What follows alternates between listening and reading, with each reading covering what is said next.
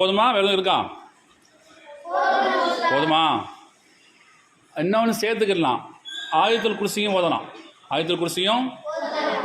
ஆயத்துல் குர்சி அதோடு சேர்த்து ஓதிக்கிறது நல்லது தான். சரியா? அதையும் ஓதுங்க இன்ஷா அல்லாஹ். இப்போ ஆயத்துல் குர்சி சொல்லுங்கள். பிஸ்மில்லாஹிர் ரஹ்மானிர் ரஹீம்.